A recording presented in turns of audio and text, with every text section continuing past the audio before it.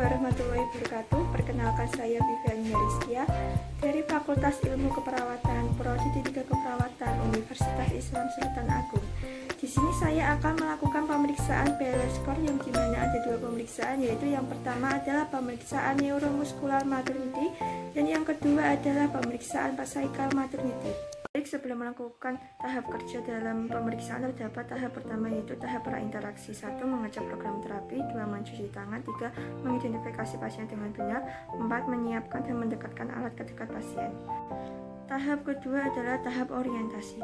Assalamualaikum Ibu, perkenalkan saya Pra Vivian yang berjaga pada pagi hari ini mulai dari jam 8 hingga jam 2 siang ya Ibu. Apakah benar ini dengan Ibu Novi?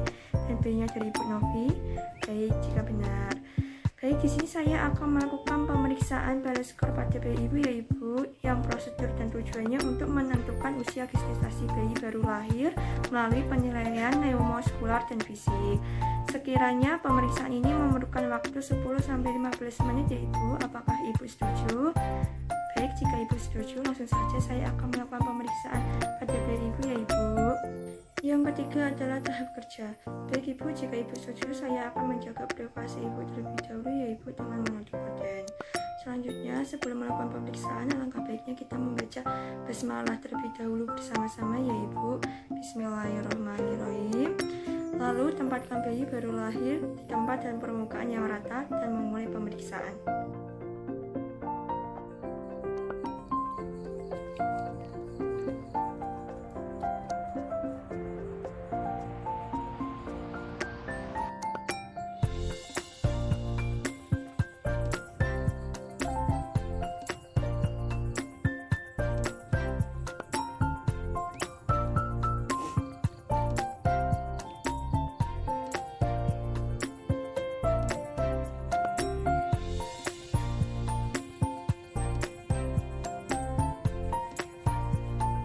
BLS Score pada bayi memiliki dua pemeriksaan. Yang pertama adalah pemeriksaan neuromuskular maternity.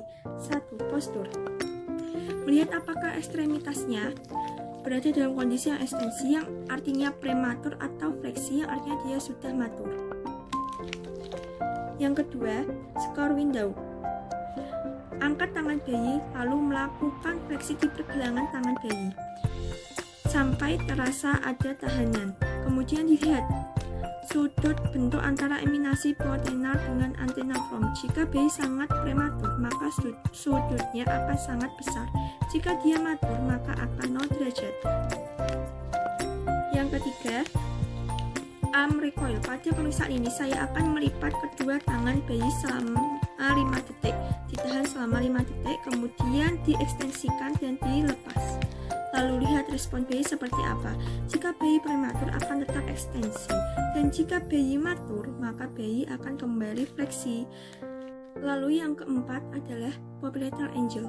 Saya akan mengangkat paha bayi, kemudian ditahan dengan satu tangan, dan tangan yang satunya lagi akan mengekstensi kaki. Lalu ditarik ke arah perut. Saya akan melihat bagaimanakah sudut yang dibentuk, yaitu antara paha dan betis ini adalah sudut komplietal. Semakin prematur, maka sudutnya semakin besar. Semakin matur, maka kurang dari 90 derajat. Yang kelima, Scrap sign. Bayi tetap posisi supine, kemudian pravisi di bawah. Saya akan menyilangkan tangan bayi ke dada ke sisi yang berseberangan dan dilihat sikunya maksimal sampai di mana. Jika prematur, maka bayi akan mampu mencapai bahu sisi yang seberang. Jika bayi matur, maka tidak bisa melebihi garis akselerasi. Yang keenam, head to earth. Yang saya lakukan adalah mengangkat kaki, yaitu tumit berusaha mencapai sampai telinga. Jika bayi prematur dapat mencapai sampai telinga, tetapi jika bayi matur maka tidak dapat mencapai sampai telinga. Selanjutnya, pemeriksaan yang kedua. Pemeriksaan yang kedua adalah pemeriksaan cervical maternity. 1. Skin atau tekstur. Saya akan melihat tekstur atau kulit bayi. Jika bayi prematur akan terlihat lengket, merah, dan venanya terlihat. Kemudian jika bayi ini matur, maka kelihatan bayi kulit terlihat tebal, vena tidak kelihatan, kemudian pecah-pecah dan keriput.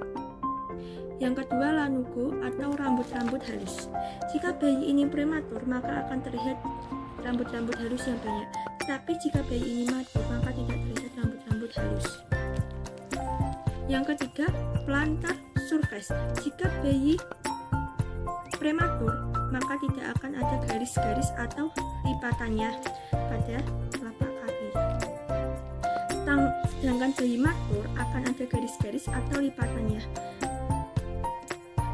Yang keempat, brace. Saya akan melihat apakah brace-nya terlihat. Jika sudah muncul, sudah ada lihat areolanya. Kemudian perhatikan berapa ukurannya. Yang kelima, eye atau R. Untuk mata diperhatikan juga sudah terbuka atau masih tertutup. Jika matur, maka mata akan terbuka, tetapi jika prematur, maka mata akan tertutup. Kemudian telinga. Struktur pinanya apakah sudah terbentuk dengan baik? Lalu saya tekan kartilagonya, kemudian dilepaskan untuk menilai apakah kartilagonya sudah kaku atau masih lunak.